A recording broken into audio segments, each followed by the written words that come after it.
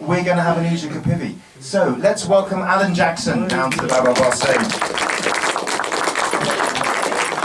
Now, the premise of the Oojah is that Alan has told me something slightly unusual about himself, and I've come up with something that is also unusual but not true. So Alan has told me something that is true, I've come up with something that is false, and I have written those things down on 2 bits of paper.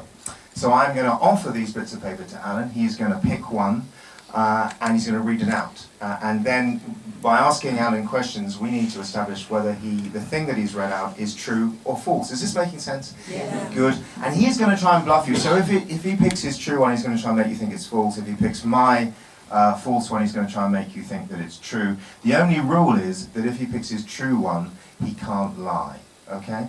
Right. So, Alan, do you want to say hello? Hello, everybody. Good. Thank you. Excellent. Well, that's enough of that. So excited. Now, Alan, what I think we'll get the audience to do is a quick drum roll as I offer you the bits of paper. Okay. Okay? Yeah, we have a drum roll.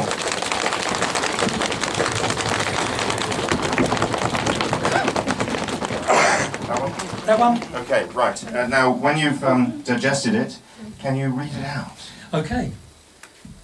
I trained Harry Potter's owl.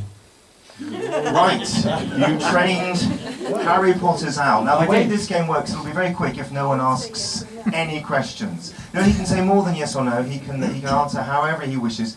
Does anybody have a question? How old was Harry Potter's owl? How old was Harry Potter's owl? When we started the filming in 2001, he was 2 years old. 2 years. Actually, it was a she. A she. Okay. Gizmo. Okay. Yeah. Sorry, question here. Where was the owl? Where was did the it owl? live? Where did it live? Where did it live? Chichester. There's a falconry centre just outside Chichester. That's where my company is. Right. Okay. A question. I'll come to you, Chris, up there. What was the owl's name? Gizmo.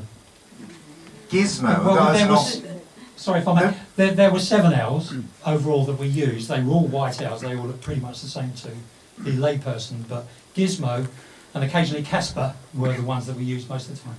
Gizmo and Casper. Right. Good names. There was a hand up. Yeah, I was going to ask how many owls there were, but you were 7. sneaky. 7. Okay. 7 owls. Did they all pretend to be the same owl in the film? They were all supposed to be the same owl. So they were yeah. ringers then? Throughout the... I suppose you could say that. What did you train it to do? Well, a classic example is, like with any bird of prey, it responds best when you're training any animal really to food and a call. And so most of the time we were getting Gizmo or Elmo or one of the others to basically fly from a certain point to a certain over there to a certain point over here. Right. And so generally speaking, if you look at the Harry Potter movies, they're flying in a straight line and they're looking at one place, and that's because we basically trained them to maybe fly from Tim's head to the fire hydrant. As long as there was food at the fire hydrant. Leave me out of it. Question over here, I think. Sorry. Thank you, Tim. Are owls very expensive? Are owls very expensive? They are when they're babies, and you've if you like got a pedigree. I was just wondering if you could get them on hire purchase. It was just like a joke, but without the funny bit on the end. That was a very good joke. I don't know if you didn't hear that. Can you get the one on hire purchase? Can you get them on? Brilliant, brilliant. Final question at the back, and then we're They going to... fly out the stores. Final...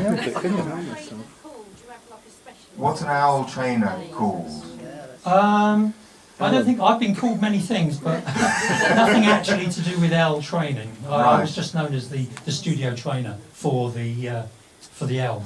Okay, okay. Right, well I think that's enough questions. I think you've got enough information. You know from now if you believe Alan or you don't. Let's have a show of hands from the Babbard audience. Who thinks that Alan did train Harry Potter's owl?